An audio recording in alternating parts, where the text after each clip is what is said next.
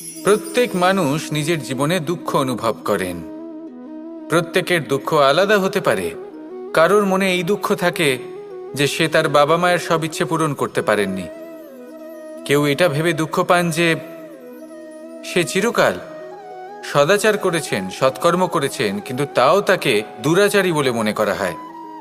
কেউ এটা ভেবেও দুঃখ পান যে তার সামনে যে ব্যক্তি রয়েছেন তার চোখে তিনি শত্রু হয়ে উঠেছেন বা দুষ্ট হয়ে উঠেছেন, যেখানে তিনি হয়তো কোনো অনুচিত কাজই করেননি।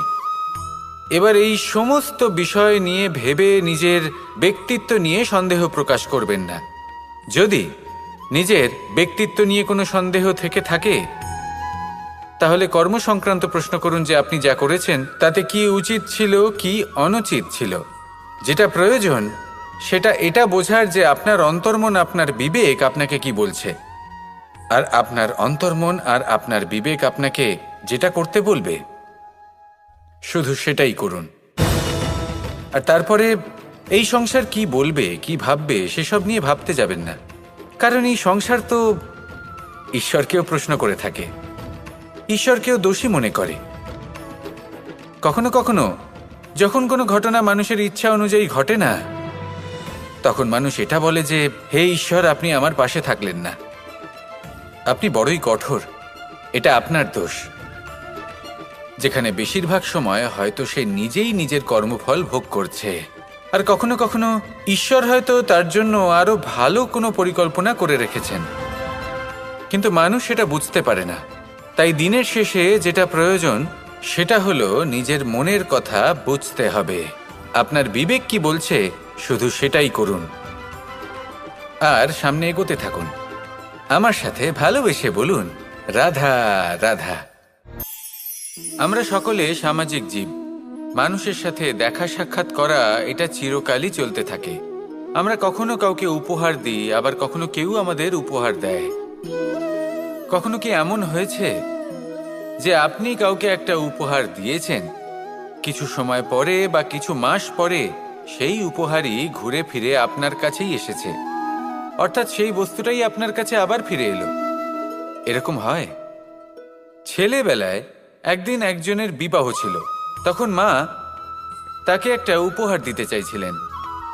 তাই তিনি একটা পোশাক বানালেন আর সেটাকে সুসজ্জিত করছিলেন। আমি দেখলাম আর জিজ্ঞেস করলাম যে মা, এই পোশাক এত সুসজ্জিত করার কি আছে? তখন মা বললেন যে কানাই, কখনো কাউকে এমনই উপহার দেবে, এমন প্রকারে দেবে যে সেটা যদি আবার ঘুরে ফিরে তোমার কাছে ফিরে আসে তাহলে যেন তোমার খারাপ না লাগে। এটাই কিন্তু হয় আমাদের ব্যবহারের সাথে, কর্মের সাথেও এবং আমাদের কথার সাথেও। তেমনই আচরণ করবেন যে আচরণ আপনি সহ্য করতে পারবেন। যদি মুখ থেকে কটু কথা বেরোতে থাকে তখন নিজেকে সংযত করে নিন। সেই শব্দই প্রয়োগ করুন যেটা আপনি তার বদলে শুনতে চাইবেন, এবং আপনার দুঃখও হবে না।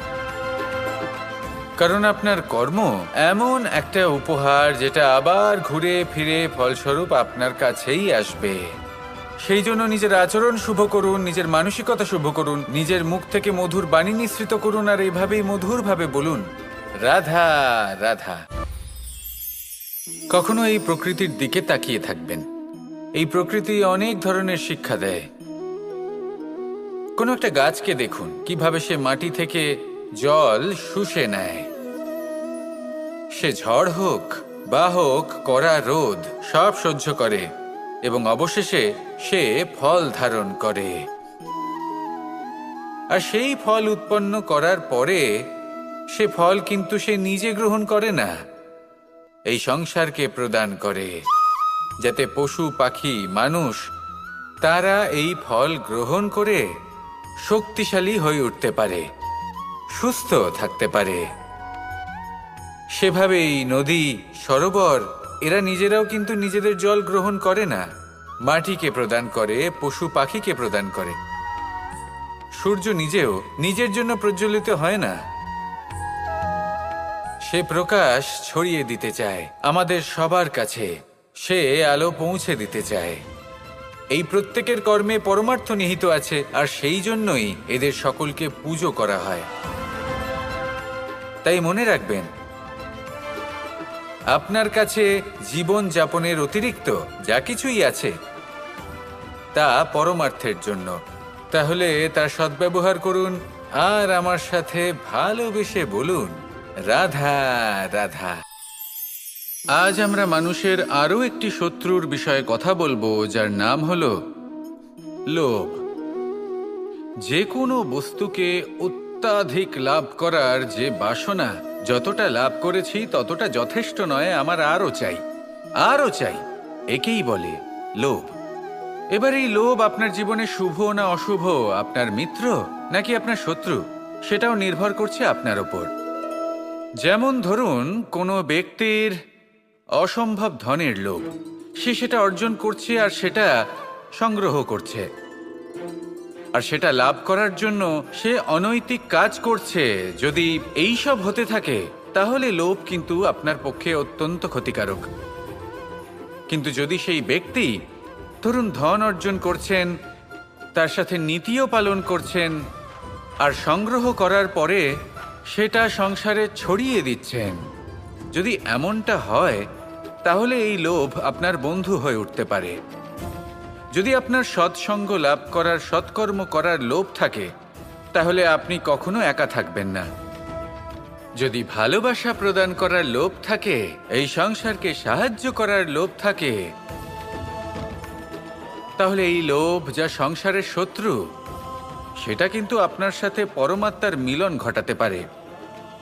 এবার এই লোভকে নিজের মিত্র করে তুলবেন নাকি শত্রু করে তুলবেন, সেই সিদ্ধান্ত আপনারই। আসুন আমার সাথে ভালোবেসে বলুন, রাধা রাধা। মানুষ জীবনে অনেক ধরনের সুখ লাভ করে, অর্থ সুখ, পরিবারের সুখ, বৈভবের সুখ। কিন্তু এমন একটা সুখ আছে যা বেশিরভাগ মানুষকে প্রভাবিত করে, কিন্তু সেই সুখ তাদের কোনো প্রয়োজনই নেই। সেটা হলো পরনিন্দা সুখ। অর্থাৎ এমন কোনো ব্যক্তিকে নিয়ে নিন্দা করা, তার প্রতি অনুচিত শব্দ প্রয়োগ করা, কারণ সেই ব্যক্তিকে আপনি পছন্দ করেন না।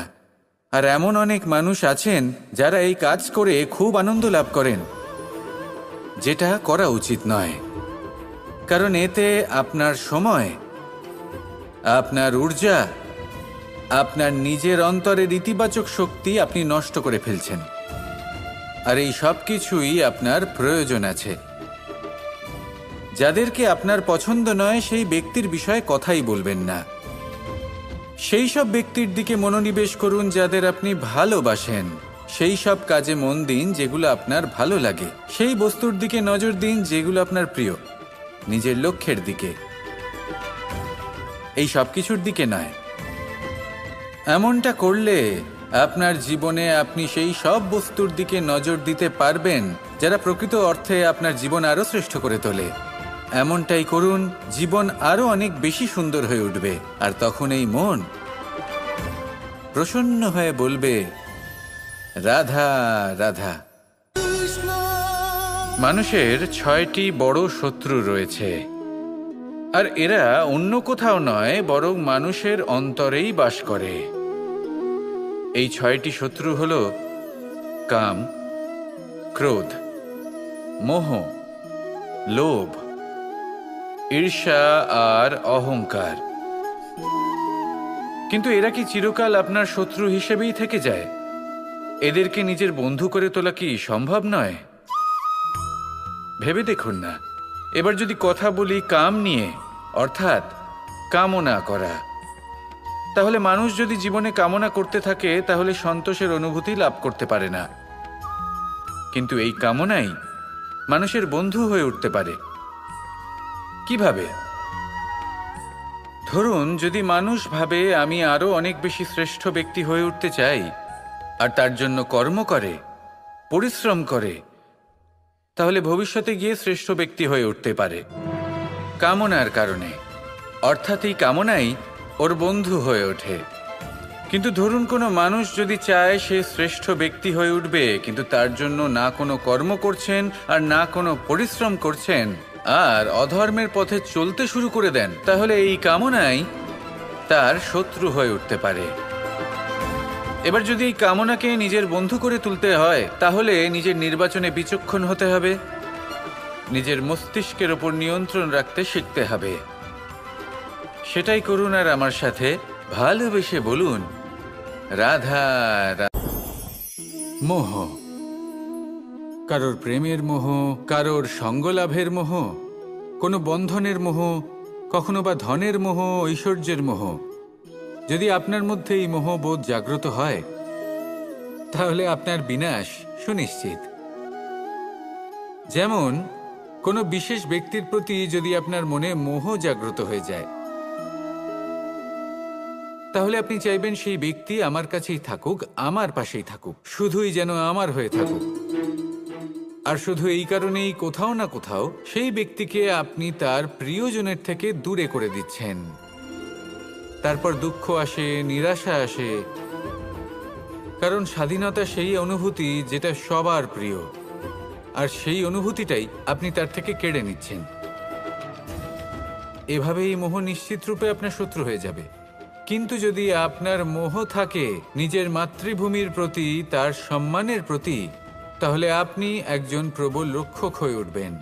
যদি আপনার মোহ থাকে আপনার আত্মসম্মানের প্রতি, নীতির প্রতি, তাহলে এই মোহ কখনো আপনাকে অধর্মের পথে চালিত হতেই দেবে না। আর যদি আপনার মোহ থাকে নিজের আত্মার প্রতি, তাহলে কোনো দুরাত্মা এসে আপনার কোনো ক্ষতিই করতে পারবে না। তাহলে নিজের এই মোহকে নিজের মনের মধ্যে সংযত করে রাখুন, একে নিজের মিত্র করে তুলুন আর আমার সাথে ভালোবেসে বলুন, রাধা রাধা। মানুষের 6টি বড় শত্রু রয়েছে, আর এরা অন্য কোথাও নয় বরং মানুষের অন্তরেই বাস করে। এই 6টি শত্রু হল কাম, ক্রোধ, মোহ, লোভ, ঈর্ষা আর অহংকার। কিন্তু এরা কি চিরকাল আপনার শত্রু হিসেবেই থেকে যায়? এদেরকে নিজের বন্ধু করে তোলা কি সম্ভব নয়? ভেবে দেখুন না। এবার যদি কথা বলি কাম নিয়ে, অর্থাৎ কামনা করা, তাহলে মানুষ যদি জীবনে কামনা করতে থাকে তাহলে সন্তোষের অনুভূতি লাভ করতে পারে না। কিন্তু এই কামনাই মানুষের বন্ধু হয়ে উঠতে পারে। কিভাবে? ধরুন, যদি মানুষ ভাবে আমি আরো অনেক বেশি শ্রেষ্ঠ ব্যক্তি হয়ে উঠতে চাই আর তার জন্য কর্ম করে, পরিশ্রম করে, তাহলে ভবিষ্যতে গিয়ে শ্রেষ্ঠ ব্যক্তি হয়ে উঠতে পারে কামনার কারণে। অর্থাৎ এই কামনাই ওর বন্ধু হয়ে ওঠে। কিন্তু ধরুন কোনো মানুষ যদি চায় সে শ্রেষ্ঠ ব্যক্তি হয়ে উঠবে, কিন্তু তার জন্য না কোনো কর্ম করছেন আর না কোনো পরিশ্রম করছেন আর অধর্মের পথে চলতে শুরু করে দেন, তাহলে এই কামনাই তার শত্রু হয়ে উঠতে পারে। এবার যদি এই কামনাকে নিজের বন্ধু করে তুলতে হয় তাহলে নিজের নির্বাচনে বিচক্ষণ হতে হবে, নিজের মস্তিষ্কের ওপর নিয়ন্ত্রণ রাখতে শিখতে হবে। সেটাই করুন আর আমার সাথে ভালোবেসে বলুন, রাধা রাধা। প্রত্যেক মানুষ নিজেদের জীবনে সুখ এবং শান্তি কামনা করেন। অনেক মানুষ এর জন্য শাস্ত্র পাঠ করেন যে কিভাবে জীবনে সুখ শান্তি লাভ সম্ভব। আর 3টি প্রধান শাস্ত্র যা আমাদের জীবনে আমাদের আশেপাশে বিদ্যমান তা হল ইতিহাস, বিজ্ঞান এবং ধর্ম। ইতিহাস থেকে আমরা জানতে পারি যে অতীতে কিভাবে আমরা সুখ ও শান্তি লাভ করেছিলাম। বিজ্ঞান দ্বারা আমরা এটা বুঝতে পারি যে কিভাবে ভবিষ্যতে সুখ এবং শান্তি আমরা লাভ করতে পারি। আর ধর্ম আমাদের এই শিক্ষা দেয় যে আজকের এই বর্তমানে কিভাবে সুখী থাকা যায়, কিভাবে শান্তি লাভ করা সম্ভব। আর সেটাই হলো সবথেকে বেশি প্রয়োজন। অনেক সংখ্যক মানুষ অতীতে আটকে রয়েছেন, সেখানে অনেক মানুষ ভবিষ্যতের চিন্তায় দিন কাটাচ্ছেন। আজ এই বর্তমানে খুব কম সংখ্যক মানুষ প্রসন্ন থাকতে পারেন। সেটাই শিখুন। ধর্ম এটাই বলে যে যদি মনে কোনো মালিন্য না থাকে, এই মন যদি স্বচ্ছ হয়, কর্মের মাঝে কোনো ছলনা যদি না থাকে, তাহলে নিশ্চিত রূপে জীবনে সুখ এবং শান্তি আসবে আর আসতেই থাকবে। আসুন আমার সাথে ভালোবেসে বলুন, রাধা রাধা। রামায়ণের একটা অত্যন্ত শ্রেষ্ঠ কাহিনী আছে যেটা খুব অমূল্য শিক্ষাদান করে। দশানন যখন ধরাশায়ী হলেন এবং মৃত্যুশয্যায় শুয়েছিলেন, ওনার শেষ নিঃশ্বাস ত্যাগের সময় শ্রীরাম লক্ষ্মণকে বললেন যে, হে লক্ষ্মণ, রাবণের কাছে যাও, ওখানে যাও, ওনার থেকে কিছু জ্ঞান অর্জন করে এসো। উনি হলেন মহাজ্ঞানী, আর ওনার থেকে জ্ঞান অর্জনের এটাই শ্রেষ্ঠ সুযোগ। লক্ষ্মণ প্রথমে মানতে চাইলেন না, কিন্তু শ্রীরাম বোঝানোর পরে লক্ষ্মণ ওনার কাছে গেলেন, রাবণের মাথার কাছে গেলেন আর বললেন, দাদা বলেছেন আপনার থেকে জ্ঞান অর্জন করতে। রাবণ কিছুই বললেন না। লক্ষ্মণ বললেন, আপনি তো দেখছি খুব অহংকারী, মৃত্যুশয্যায় শুয়ে আছেন, শেষ নিঃশ্বাস ত্যাগ করতে চলেছেন, আর তাও এত অহংকার। রাবণ বললেন, নিজের দাদা রামকে ডাকো। শ্রীরাম এলেন, রাবণের পায়ের কাছে এসে দাঁড়ালেন। উনি নিজের হাত জোড় করলেন আর বললেন, হে মহাপণ্ডিত রাবণ, আপনি হলেন মহাজ্ঞানী, দয়া করে আমাদের কিছু জ্ঞান প্রদান করুন। রাবণ বিনম্র চিত্তে ওনার কথা শুনলেন, খুব বিনম্র চিত্তে ক্ষমা প্রার্থনাও করলেন, আর এই সংসার একটি অত্যন্ত শ্রেষ্ঠ জ্ঞান লাভ করল। এর দ্বারা আমরা ঠিক কি শিক্ষা লাভ করি? রাম এবং লক্ষ্মণ দুজনেই ছিলেন তেজস্বী, দুজনেই ছিলেন শ্রেষ্ঠ, ছিলেন বীর, ছিলেন বলবান। কিন্তু শ্রীরামকে মর্যাদা পুরুষোত্তম বলা হয়ে থাকে, কারণ উনি বীর ছিলেন, সাহসী ছিলেন, তার সাথে একটি অত্যন্ত গুরুত্বপূর্ণ গুণ ছিল। সেই গুণ হলো বিনম্রতা। এটা খুবই শ্রেষ্ঠ একটা গুণ। যদি কেউ আপনাকে কটু কথা শোনায়, তাহলে উত্তরটা আপনি বিনম্রভাবেও দিতে পারেন। এই বিনম্রতা এমন এক আবেগ যেটা দেখে মনে হবে কোমল, কিন্তু এটা ততটাই প্রবল অস্ত্র। এমন একটা অস্ত্র যা সকলকে নিরস্ত্র করে দিতে পারে। যদি আপনি সাহসী হন এবং বিনম্র হন, তাহলে আপনি বিজয়ী হবেন। যদি আপনি জ্ঞানী হন এবং বিনম্র হন, তাহলে আপনি অবশ্যই মহাজ্ঞানী হয়ে উঠবেন। তাই নিজের মনে বিনম্রতা ধরে রাখুন আর ভালোবেসে বলুন, রাধা রাধা। যদি নিজের কথা বলি, তাহলে আমার এই নিয়ে অভিযোগ নেই যে জন্মের পরেই আমাকে মা বাবার থেকে দূরে চলে যেতে হলো। আমার এই নিয়েও অভিযোগ নেই যে একজন মামা, যিনি ভাগ্নের জন্য নিজের প্রাণও ত্যাগ করতে পারেন, সেই মামাই আমার প্রাণ কেড়ে নেওয়ার জন্য প্রত্যেক সম্ভাব্য প্রচেষ্টা করলেন। এই নিয়ে অভিযোগ নেই যে মহাযোদ্ধা হওয়া সত্ত্বেও আমাকে সারথি হওয়ার চয়ন করতে হলো। বরং আমি কৃতজ্ঞ। মামা যতই আমার প্রাণ কেড়ে নেওয়ার চেষ্টা করুক, আমি নিজের আত্মরক্ষা করতে পেরেছি। প্রথমে মথুরা ছাড়তে হলো, তারপর বৃন্দাবন ছাড়তে হলো, কিন্তু দ্বারকাকে নির্মাণ করার সুযোগটা আমি পেয়েছি। আমি কৃতজ্ঞ যে একজন সারথি হিসেবে ধর্মস্থাপনের এই রথ আমি এগিয়ে নিয়ে যেতে পেরেছি। এই সংসারকে গীতার জ্ঞান প্রদান করতে পেরেছি। দেখুন, জীবন সেই একই আছে, কিন্তু দৃষ্টিভঙ্গি কতটা গুরুত্বপূর্ণ। এই অভিযোগ আপনাকে জীবনে বাধা দেবে, দুঃখী করে তুলবে, কিন্তু কৃতজ্ঞতা বোধ সেটা আপনাকে একটা সুযোগ দেবে, সেই জীবনকেই আরো আনন্দের সাথে যাপনের সুযোগ। এই সুযোগে সদ্ব্যবহার করুন আর আমার সাথে ভালোবেসে বলুন, রাধা রাধা। এই সংসারে একটা শব্দ আছে যার বিষয়ে মানুষ অত্যাধিক চিন্তা ভাবনা করে, আর সেই শব্দ হলো অস্তিত্ব, পরিচয়। প্রত্যেক ব্যক্তি এই সংসারে নিজের অস্তিত্ব করতে চায়, আর ছোট থেকে এটাই হয়। যখন আমরা শ্রেণীকক্ষে যাই, পড়তে যাই, তখন আমরা এটাই ভাবি যে আমরা নিজেদের অস্তিত্ব গড়ব, সুনাম অর্জন করব। সকল ব্যক্তি যাতে এটাই বলে যে এই হলো সর্বশ্রেষ্ঠ ছাত্র, আর এটাই আমাদের পরিচয়। কার্যক্ষেত্রেও আমরা ঠিক এটাই চেষ্টা করি, পরিশ্রম করতে থাকি এবং ভবিষ্যতে গিয়ে আমরা নিজেদের পরিচয় খুঁজে পাই। পরিচয়ের সাথে সাফল্য আসে, আর সাফল্যের সাথে আসে অস্তিত্ব।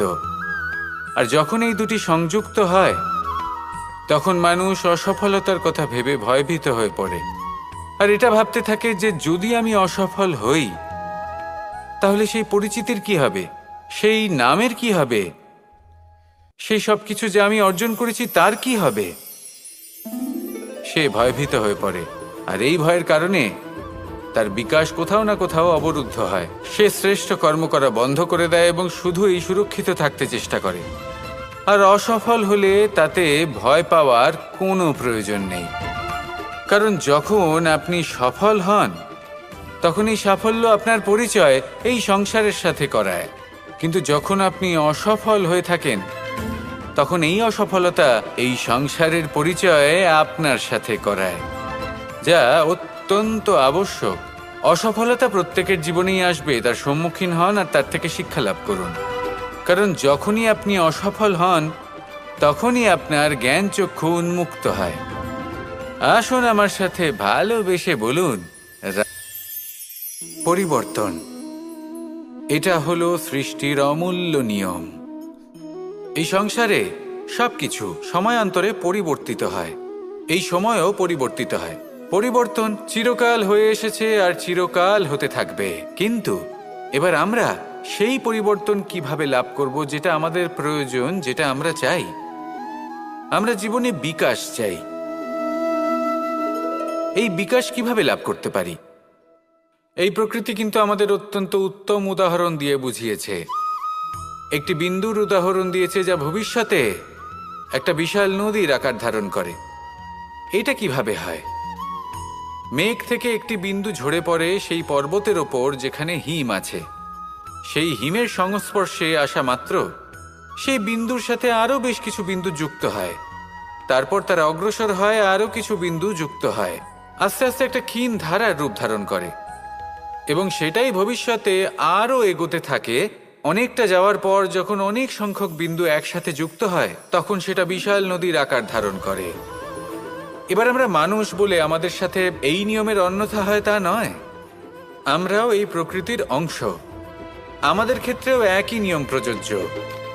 যখন পরিশ্রম করে অনেক সংখ্যক বিন্দু আমরা একত্রিত করব তখনই পরিবর্তনের নদী প্রবাহিত হবে। প্রয়োজন হলো নিরন্তর পরিশ্রম করা এবং ধৈর্য ধরা। এটা করতে থাকুন, জীবনে সব কিছু লাভ করতে পারবেন। কারণ প্রকৃতি আমাদের এটাই শিখিয়েছে, আর আমরা এই ব্রহ্মরই একটি অংশ, যার দ্বারা এই ব্রহ্মাণ্ড নির্মিত। আসুন আমার সাথে ভালোবেসে বলুন, রাধা রাধা। সন্দেহ আর বিশ্বাস, এই দুই আবেগ যাদের বিশেষত্ব আছে, কিন্তু এই দুইয়েরই স্থান একই, মন। বিশ্বাস আর সন্দেহ এই দুটোই কখনো আমাদের দুঃখের কারণ হয়ে দাঁড়ায়, বিশেষ করে তখন যখন আমরা কোনো ব্যক্তির চরিত্রের আকলন উচিতভাবে করতেই পারি না। আর তাছাড়া এই কাজটা সহজ নয়। আমরা কখনো কখনো কোনো অনুচিত ব্যক্তিকে উচিত বলে ভেবে বসি, তার উপর বিশ্বাস করে ফেলি, আর ফলস্বরূপ সেই ব্যক্তি আমাদের বিশ্বাস ভঙ্গ করে বসেন, আর আমাদের দুঃখের সম্মুখীন হতে হয়। ঠিক সেইভাবেই কখনো কখনো আমরা এমন কোনো ব্যক্তির উপর সন্দেহ করি যে হয়তো পূর্ণরূপে পূর্ণ নিষ্ঠা ভরে আমাদের মঙ্গল কামনাই করেছেন। এমন একজন ব্যক্তি যে সত্যি বিশ্বাসের পাত্র, আর যখন সেই ব্যক্তি এটা জানতে পারেন যে আমরা তাকে নিয়ে সন্দেহ করেছি, খুবই স্বাভাবিক তিনি দুঃখী হয়ে যান। এমন কোনো ব্যক্তিকে দুঃখ দিলে আমাদের মনও দুঃখী হয়ে যায়। তখন আমরা এটা ভাবি যে এই সংসারে আমরা কার উপর আস্থা রাখব আর কাকেই বা সন্দেহ করব? এর উত্তর হলো সময়। এই সংসারে কোনো ব্যক্তির চরিত্র যাচাই করা সবথেকে কঠিন কাজ, সেটা সময় নিয়ে করুন। কোনো ব্যক্তিকে যদি আপনি বুঝতে চান, তাকে পরখ করে দেখতে চান, তাহলে তার সাথে যতটা সম্ভব সময় অতিবাহিত করুন। এই সময় আপনার সামনে সেই ব্যক্তির এমন কিছু দিক তুলে ধরবে যা আর কোনোভাবে আপনি দেখতে পাবেন না। তারপর কি, সময়ের সাথে আপনি জানতে পেরে যাবেন যে এই ব্যক্তি, তার উপর বিশ্বাস করা উচিত নাকি অনুচিত। শুধু এভাবেই যাচাই করুন আর আমার সাথে ভালোবেসে বলুন, রাধা রাধা। এই সংসারে প্রত্যেকটি ব্যক্তির নিজস্ব বিশেষত্ব আছে, আর এই বিশেষত্ব কারোর কাছে শক্তির সমান, কারোর কাছে দুর্বলতা, তা সে মানুষই হোক বা পশু পাখিই হোক না কেন। যেমন মাছ নিজের সমগ্র জীবন জলের মধ্যেই যাপন করতে পারে, কিন্তু সে বনের মধ্যে ছুটতে পারবে না। সেখানে সিংহকে বনের রাজা বলা হয়, কিন্তু সে তার আধিপত্য জলে স্থাপন করতে পারবে না। যদি এই সিংহ মাছকে এই প্রতিস্পর্ধা জানায় যে তুমি বনের মধ্যে এসে আমার সম্মুখীন হও, তাহলে সেটা অনুচিত হবে। সেটা মাছের দুর্বলতা নিয়ে উপহাস করার মতোই হবে।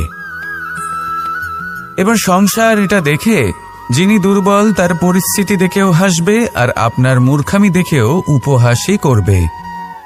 সেই জন্য নিজের জীবনে সব সময় যদি নিজের তুলনা করতে হয়, তাহলে সেই ব্যক্তির সাথে করুন যে বল, স্থান এবং ধন এই তিন দিকে আপনার সমতুল্য, কারণ সেক্ষেত্রে দুজনেই উচিত শিক্ষা লাভ করবেন। যদি এমন কোনো ব্যক্তি থাকেন যিনি আপনার থেকে শক্তিশালী, কিন্তু তিনি আপনাকে দুঃখ দেওয়ার চেষ্টা করছেন, তাহলে এইটা জেনে রাখবেন যে মানুষ কিন্তু সেই গাছেই পাথর ছুঁড়ে মারে যার ফল অত্যন্ত সুমধুর হয়ে থাকে। আর যদি আপনি বেশি শক্তিশালী হন, তাহলে অহংকার করবেন না। এটা মনে রাখবেন, অনেক বড় বড় পাথরও জলে ডুবে গিয়ে নিজের অস্তিত্ব হারিয়ে ফেলেন। নিজের নিজের শক্তি সম্পর্কে সচেতন হন, সবাইকে ভালোবাসুন, সবাইকে সাহায্য করুন, আর আমার সাথে ভালোবেসে বলুন রাধা রাধা। মানুষ জীবনে সব সময় চিন্তা করে, ভাবতে থাকে যে তার জীবনে কতই না সমস্যা। তারপরে নিজের আশেপাশে দেখে আর ভাবে যে সবাই কত প্রসন্ন, শুধু আমার জীবনেই সমস্যা আছে। কিন্তু বিষয়টা তা নয়। শুধু প্রত্যেক ব্যক্তিরই নয়, প্রত্যেক প্রাণীরও জীবনে সমস্যা আছে।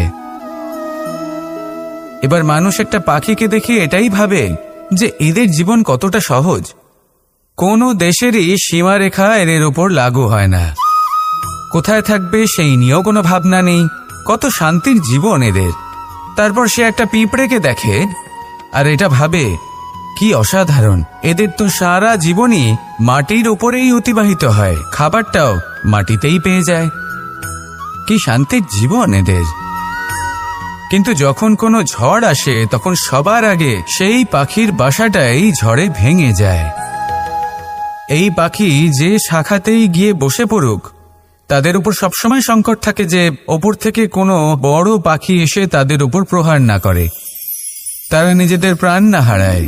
আর যদি কথা বলি পিঁপড়েকে নিয়ে, এদের উপর সবসময় সংকট থাকে যে কোনোভাবে বাতাস বা জল এদের ভাসিয়ে না নিয়ে যায়, কোনো প্রাণী ওকে পা দিয়ে পিষে না দেয়, এই পিঁপড়ে পিষ্ট হয়ে না মারা যায়। দেখুন, সমস্যা প্রত্যেকের জীবনে রয়েছে, আর এই সমস্যা আসতেই থাকবে। এর অর্থ এটা নয় যে এই সমস্যার সম্মুখীনই হওয়া যায় না, এর সমাধানও সম্ভব নয়। প্রত্যেক সমস্যার সমাধান অবশ্যই আছে, শুধু শান্ত মনে সেটা খুঁজে বের করতে হবে। তাহলে সেটাই করুন, প্রত্যেক সমস্যার সমাধান করতে থাকুন। যত সমাধান করবেন জীবন আনন্দময় হয়ে উঠবে। যদি সমাধান না করেন, তাহলে আজীবন দুঃখই পেতে থাকবেন। আসুন আমার সাথে ভালোবেসে বলুন রাধা রাধা। এই জীবনে আমরা কখনো না কখনো জয়ী হয়েছি, আবার কখনো পরাজয়েরও সম্মুখীন হয়েছি। কিন্তু একটা কথা বোঝা খুব প্রয়োজনীয়, যখন আমরা বিজয়ী হই তখন অবশ্যই উৎসব পালন করা উচিত, কিন্তু অহংকার করা উচিত নয়। সেখানেই যখন আপনি পরাজিত হন, তখন বিফল হওয়ার শোক পালন করবেন না। এই মনকে কুণ্ঠিত হতে দেবেন না, মনকে একাগ্রচিত্ত করুন। এই ইতিবাচক মনোভাব নিয়ে অগ্রসর হন। এই ইতিবাচক ভাবনা মনে জাগ্রত করার জন্য প্রথমে এটা বোঝা প্রয়োজনীয় যে ঈশ্বর ভেঙে যাওয়া বস্তুকেও সুন্দরভাবে ব্যবহার করে থাকেন। মেঘ যখন ভেঙে পড়ে, তখন আমরা বর্ষাকে পাই, সেই বর্ষা যা এই ধরিত্রীকে শান্ত করে। পাথুরে জমি যখন সেটা ভগ্ন হয়, তখন আমরা সমতল ধরিত্রী লাভ করি, ক্ষেত লাভ করি, যার থেকে আমরা সামগ্রী পেতে পারি। যখন একটি বীজ ভগ্ন হয়, তখন তার থেকে চারা জন্ম নেয়, যেটা ভবিষ্যতে আমাদের সুস্বাদু ফল দান করে, ফুলও প্রদান করে। তাই জীবনে যদি কখনো আপনার মনে হয় যে আপনি ভেঙে পড়েছেন, তাহলে দুঃখী হওয়ার কোনো প্রয়োজন নেই। আপনাকে শুধু এটা বুঝে নিতে হবে যে ঈশ্বর শীঘ্রই আপনাকে খুব বিশেষ একটা কিছু প্রদান করতে চলেছেন। এই জীবনে ওঠা নামা, জয় পরাজয়, এই সব কিছু আসতে থাকবে, চলেও যাবে। এই সব কিছুর সম্মুখীন হয়ে অগ্রসর হন, কিন্তু মনে ইতিবাচক শক্তি নিয়ে। আসুন আমার সাথে ভালোবেসে বলুন, রাধা রাধা। অনেক সময় পথে চলতে গেলে এই ছোট ছোট কাকড় আমাদের পায়ের তলায় চাপা পড়ে যায়, কিন্তু তাও কখনো এদের অপমান করবেন না। এদের প্রারব্ধকে নিয়ে, এদের ভাগ্যকে নিয়ে, এদের আকারকে নিয়ে কখনো উপহাস করবেন না। ভাবুন, যদি কখনো ঝড় ওঠে আর এই ছোট্ট একটা কাকড় আপনার চোখে ঢুকে যায়, তাহলে কিন্তু সেটা আপনাকে অত্যন্ত কষ্ট দিতে পারে। এরকমই হয় আমাদের জীবনের প্রত্যেকটি ব্যক্তির। কখনো কাউকে অপমান করবেন না, সবসময় সবাইকে সম্মান করুন। যদি আপনি কাউকে অপমান করেন, যদি আপনি কাউকে ছোট অনুভব করান, হতে পারে সময় এলে পরে সেই ব্যক্তিও আপনার শত্রু হয়ে উঠবে, আপনাকে বিকট পরিস্থিতিতে ফেলতে পারে।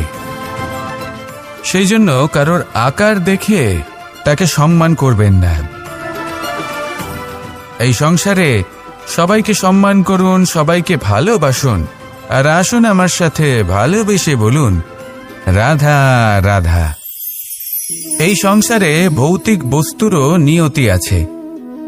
যারাই এই সংসারে আসে বা উৎপন্ন হয়, তারা কিছুমাত্র সময় পর্যন্তই এখানে থাকতে পারে, আর তারপরে সেও লুপ্ত হয়ে যায়, অর্থাৎ সে নিজেও এই পঞ্চমহাভূতে সমাহিত হয়ে যায়।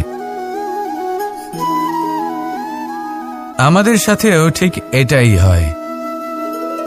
সেই জন্যই ঈশ্বর দ্বারা প্রদত্ত এই উপহারের বিষয়ে ভাবুন, এই জীবনের বিষয়ে ভাবুন। ঠিক যেমন বিশ্বাস ভঙ্গ হলে কোনো ব্যক্তি আমাদের কাছে অপরিচিত হয়ে যান, ঠিক সেরকমই শেষ নিঃশ্বাস ত্যাগের পর এই শরীরও আমাদের কাছে পরই হয়ে যায়। তাই এই শরীর থাকাকালীন শ্রেষ্ঠভাবে একে সদ্ব্যবহার করুন, এই জীবনে শ্রেষ্ঠ কর্ম করুন। আর এই জীবনকে শ্রেষ্ঠভাবে যাপন করার জন্য কিছু কথা বোঝা প্রয়োজনীয়। যদি আপনি কারোর প্রশংসা করেন, তাহলে পূর্ণ হৃদয় দিয়ে করুন। যদি আপনি হস্তক্ষেপ করে থাকেন, তাহলে মস্তিষ্ক দ্বারা করুন। যদি আপনি সমীক্ষা করেন, তাহলে বিবেক দ্বারা করুন। যদি আপনি ধন অর্জন করতে চান, তাহলে নীতি অনুসারে চলুন। যদি জীবনযাপন করতে চান, তাহলে রীতি মেনে করুন। আর যদি ঈশ্বরের ভজন করতে চান, তাহলে ভক্তিভাব নিয়ে করুন। শুধু এই কথা মনে রাখবেন যে আপনার এই জীবন কিন্তু অনিশ্চিত কাল পর্যন্তই আছে। কতক্ষণ আছে সেটা কেউ জানে না। তাই কিছু মুহূর্ত যেটা যাপন করতে আমরা এখানে এসেছি, সেখানে ক্রোধ, অহংকার, ঈর্ষা,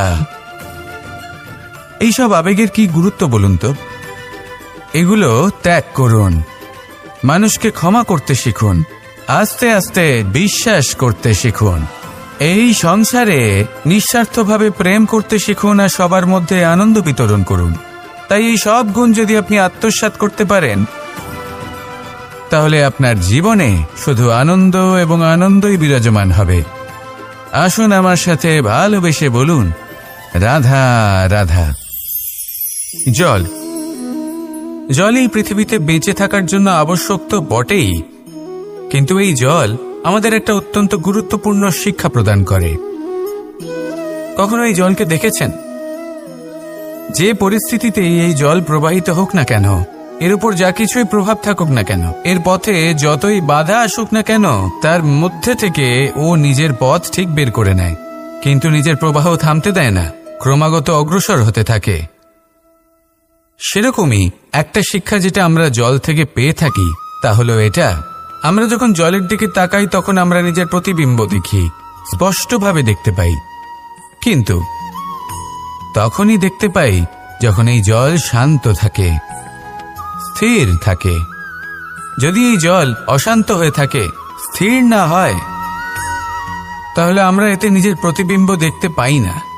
এটাই আমাদের মনের সাথেও হয়ে থাকে। যখনই জীবনে কোনো সংকট আসে, যদি আমরা শান্ত মনে, স্থির মনে সিদ্ধান্ত নিই, তাহলে সেটা এমন একটা শীতল সিদ্ধান্ত হবে যেটা আমাদের ভবিষ্যৎকে একটা শ্রেষ্ঠ স্থানে নিয়ে যাবে। যদি এই মন অশান্ত হয়, বিচলিত হয়, পীড়িত হয়, দুঃখিত হয়ে থাকে, রুষ্ট হয়ে থাকে, তাহলে অনেক সময় আমরা এমন সিদ্ধান্ত নিই যেটা আমাদের জন্য অনুচিত প্রমাণিত হয়। যখন আপনি ক্রুদ্ধ ছিলেন বা দুঃখের বশে ছিলেন, তখন অনেক সময় হয়তো এমন সিদ্ধান্ত নিয়েছেন যেটার জন্য ভবিষ্যতে আপনি অনুশোচনা করেছেন। এবার দেখুন, এই আবেগগুলো থেকে আমরা পালাতে পারবো না, কিন্তু এই আবেগগুলো আপনার উপর কতটা প্রভাব ফেলবে সেটা আমরা অবশ্যই ঠিক করতে পারি। এই মনকে আমরা নিয়ন্ত্রণ করতে পারি। এটাই করুন, চিন্তা করুন, এই মনকে শান্ত রাখুন, স্থির হতে চেষ্টা করুন, আর তারপরে সিদ্ধান্ত নিন। আসুন আমার সাথে ভালোবেসে বলুন, রাধা রাধা। আপনি কি কখনো নৌকা যাত্রা করেছেন? করে না থাকলেও নিশ্চয়ই দেখেছেন যে এই জল, যা নিজের অন্তরে সব কিছু সমাহিত করে নিতে পারে, এই নৌকা সেই জলের ওপরেই ভেসে থাকে। নদীর স্রোত কাটিয়ে সে সামনে অগ্রসর হয়। কিন্তু যদি এই নৌকায় কোনো ছিদ্র হয়, তাহলে কিন্তু সেই নৌকা ডুবে যাবে। আর এতে কোনো তফাৎ হবে না যে সেই ছিদ্র ছোট নাকি বড়, নৌকা ডুবে যাবে। এই ছিদ্র হলো আমাদের জীবনে আমাদের অপগুণ, আমাদের দোষ, আমাদের বিকার। কখনো এটা ভাববেন না যে এই দোষ খুবই ছোট, এতে কিছুই যাবে আসবে না। না, সেই ছোট দোষ, সেই ছোট বিকার, যদি সেটাকে শুধরে না নেন, তাহলে সেটা আপনাকে আপনার পতনের দিকে নিয়ে যাবে। শেষ পর্যন্ত এটা আপনার উপর নির্ভরশীল যে আপনি কি চান। আপনার জীবনের এই নৌকা এভাবেই ডুবে যেতে দেখবেন, নাকি নিজেকে শুধরে নিয়ে সেই নৌকার সেই ছিদ্রটাকে ভরিয়ে তুলতে চাইবেন? নির্বাচন আপনার। আসুন আমার সাথে ভালোবেসে বলুন, রাধা রাধা। আমরা সবাই পাথর দেখেছি, পর্বতও দেখেছি, শুকনো পাতাও দেখেছি, শ্যামল বনানীও দেখেছি। কখনো ভেবেছেন পাথরের অস্তিত্ব কিন্তু ততক্ষণ পর্যন্ত যতক্ষণ সে পর্বতের গায়ে আটকে থাকে। যখন সেই পর্বত থেকে সেই পাথর ভিন্ন হয়ে যায় ও নিজের অস্তিত্ব হারিয়ে ফেলে, আস্তে আস্তে কখনো পাথর কেটে বা কখনো পিষ্ট হয়ে সেই পাথর আস্তে আস্তে মাটিতে পরিণত হয় এবং পূর্ণরূপে নিজের অস্তিত্ব হারিয়ে ফেলে। এটাই পাতার সাথেও হয়। এই পাতা যতক্ষণ গাছের ডালের সাথে যুক্ত, ততক্ষণ তার অস্তিত্ব থাকে। যখনই ডাল থেকে বিচ্ছিন্ন হয়, সেও নিজের অস্তিত্ব হারিয়ে ফেলে। আর এটাই আমাদের সাথেও হয়। যতক্ষণ আমরা নিজেদের আপনজনের সাথে যুক্ত থাকি, আমাদের অস্তিত্ব বজায় থাকে। যখন আপনজনদের সাথে সম্পর্ক ছিন্ন করি, তখন আমরাও আমাদের অস্তিত্ব হারিয়ে ফেলি। এবার এই সংসারের প্রত্যেক ব্যক্তি স্বতন্ত্র থাকতে চান, আর অনেক ব্যক্তি স্বতন্ত্র থাকবেন বলে আপনজনদের দূরে করে দেন আর তাদের সাথে এই সম্পর্ক ছিন্ন করেন। এটা কি সত্যি প্রয়োজন?